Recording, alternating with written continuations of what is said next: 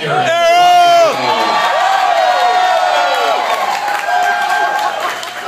at that.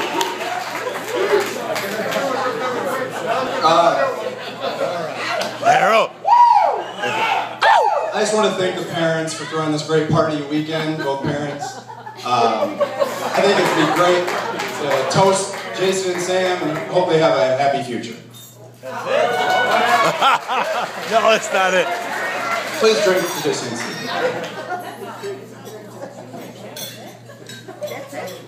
No.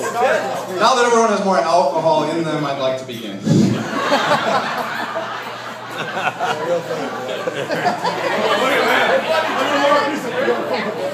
Nani's going there, Sid. I was there when Jason and Sam met, and the whole beginning of them dating in the fall of 2008. And I'm sure Jason would agree that the best memory from that time, when they started dating, is that the Cubs were division champs. They were. Many of you know this, but Jason came back to Augustana for his 5th year of football to try and make it to the NFL. I also decided to go to Augie and play football there. Sam was our trainer, and Jason got hurt even more than normal. Just so he can have an excuse to go flirt with Sam. The NFL did not work out for Jason. I blame Sam for being a distraction. But we both seemed to gain from it not working out. Jason didn't gain enough yards to impress NFL scouts, but he gained a wife instead.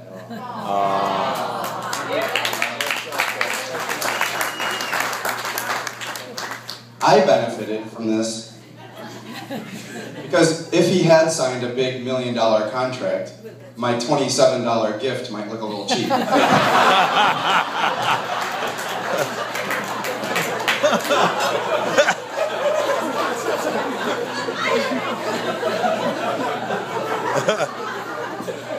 Jason and I are very close. We text just about every day about what's going on in each other's lives.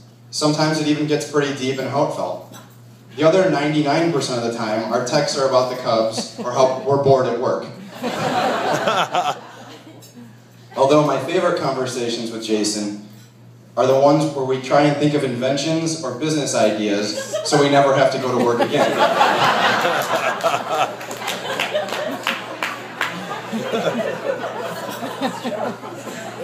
I think having such a close family has really been good guidance for us, and we all truly enjoy hanging out with each other. We grew up with very similar interests, but I'd be lying if I said we never had our hard times. Jason really liked to bully me, and now I think I really lack confidence because of it. I cry just about every day.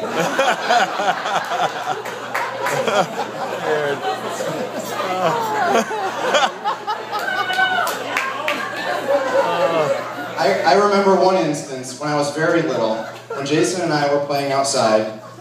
My parents had just gotten a new bird bath. Jason knocked over the bird bath, and we're both freaking out about it. We were playing outside, and my dad was clearly not happy about it. So he sits us both down on the couch, asks me first, what happened to the bird bath? So I say, I don't know anything about it. I don't know how it broke. So then he asks Jason. Next thing I know, I'm in my room crying after I got spanked. Way to go, boys.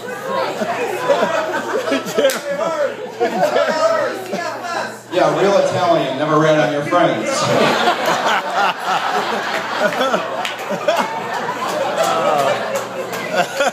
This story, although, reminds me of another story. I was 20 years old and I was in a bar, with a local bar, with Jason and myself and Andy and Sarah and Sam, and all of a sudden the bride here starts yelling at some guy. And I'm just sitting peacefully in my chair.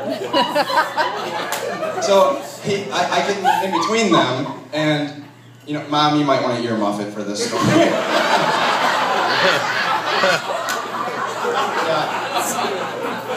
So I get between them, and he goes, "You better shut your girl up." And I go, that's not my girl, that's actually my girlfriend over there. Before I can even finish my sentence, I take a blow to the side of the face. So I go to get back in the guy's face. Next thing I know, I take one in the teeth. So I'm ready to fight back. As soon as I look up after taking one in the teeth, the guy's on the ground, and I just hear, "Oh!" And Jason's standing over the guy.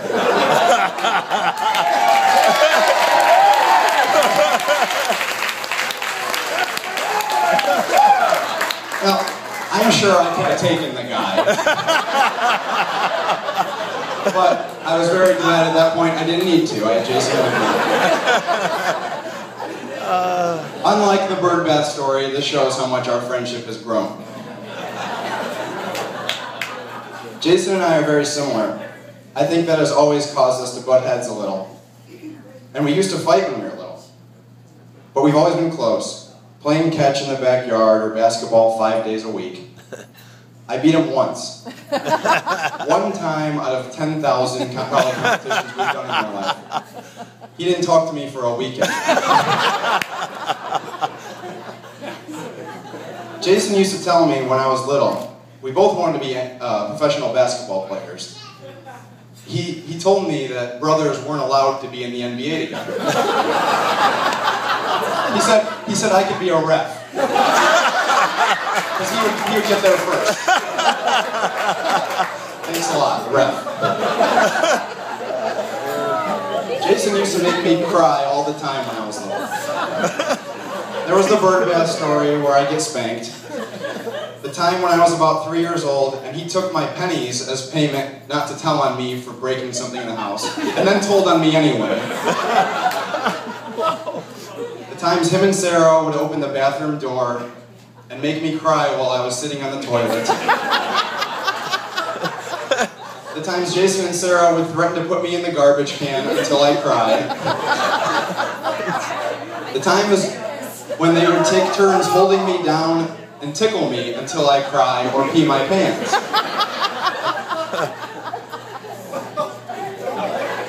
But it's a little crazy to think about how much me and Jason have in common. Sure, we share all the basics, religion, political views, family values, but we're both also big Cup and Notre Dame fans. We both want our ashes when we are dead to be thrown onto Wrigley Field. I'll do it. Mitchell, I'll do it. Although, along with a few others here today, Jason and I played football at Carmel and Augie, even though we grew up playing basketball and baseball as our main sports. Jason and I have very little respect for women's sports, mostly due to Sarah's torturous track meets.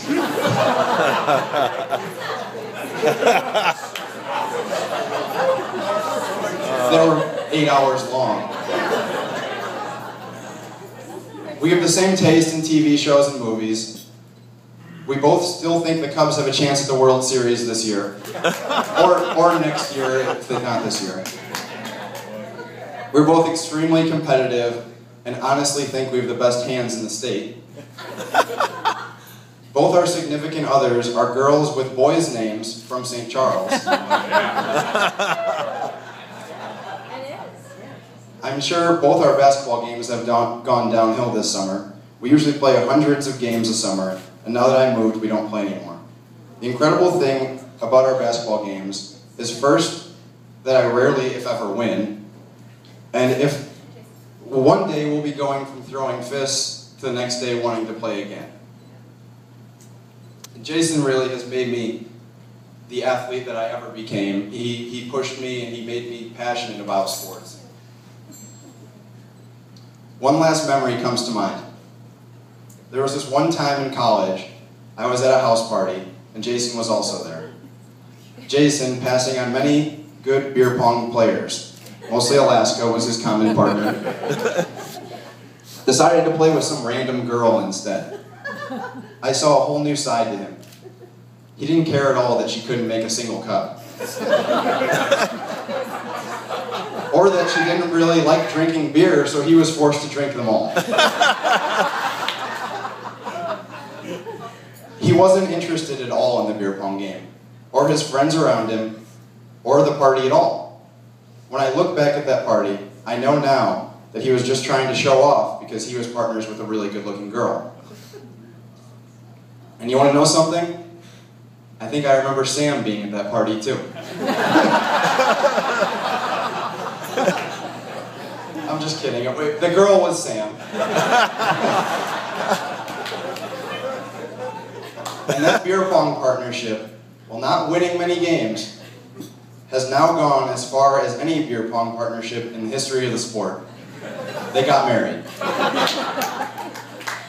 Let's all raise a glass and toast to Jason and Sam. We killed it. And if you truly love them, finish the glass. It's going, baby. It was so long.